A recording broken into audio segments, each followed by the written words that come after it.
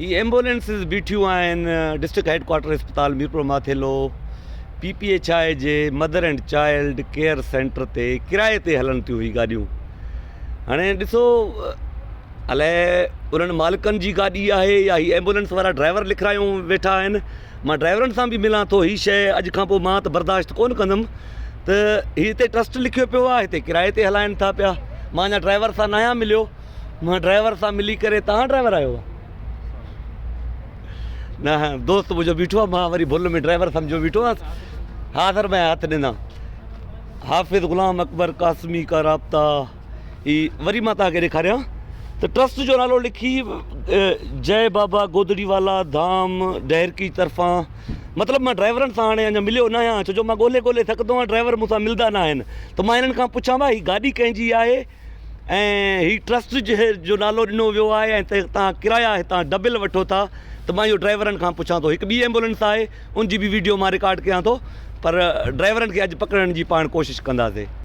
ही ॿी एम्बुलेंस आहे जंहिं ते क्लियर लिखियलु आहे जो सजावल मेडिकल सेंटर ही प्राइवेट हुयो।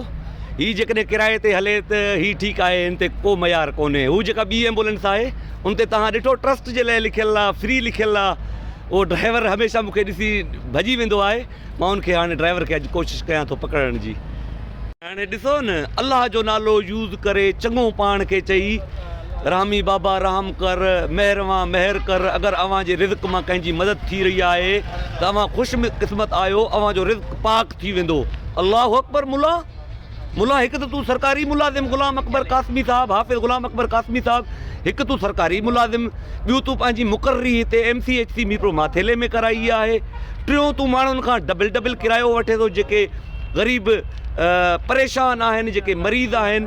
वरी जेका MCHC जो जेको अमलो आहे उहो तोसां सहूलियतकार आहे। वरी तुंहिंजे एडवर्टाइज़ लाइ अंदरि MCHC सेंटर जे अंदरि तुंहिंजा लॻा पिया आहिनि पोस्टर ऐं बैनर लॻा पिया आहिनि। अल्लाहु अकबर। तूं ही शइ ठाराए, मौलवी ही शइ ठाराए ऐं प्लस में ही शइ ठाराए। ही जेको लिखियो पियो आहे नादार ऐं मिसकीन मरीज़नि लाइ फ्री एम्बुलेंस सर्विस सिर्फ़ु तेल पर, ही तव्हांखे नज़र ईंदो हूंदो। ही शइ तूं ठाराए, ही ट्रस्ट जय बाबा गोदड़ी वाला धाम डहरकी जे तरफ़ां ही लाइन हिकु ठाराए। ॿियो जेको पोयों हदीस मुबारकूं तूं लिखियो वेठो आहिनि इहो ठाराए, असांखे तो तां को एतिराज़ कोन्हे। MCHC सेंटर ते बि उन एम्बुलेंस जो पोस्टर लॻो पियो आहे। ही सरकारी इमारत आहे, सभु सरकारी आहिनि, ही प्राइवेट हिते लॻल आहे।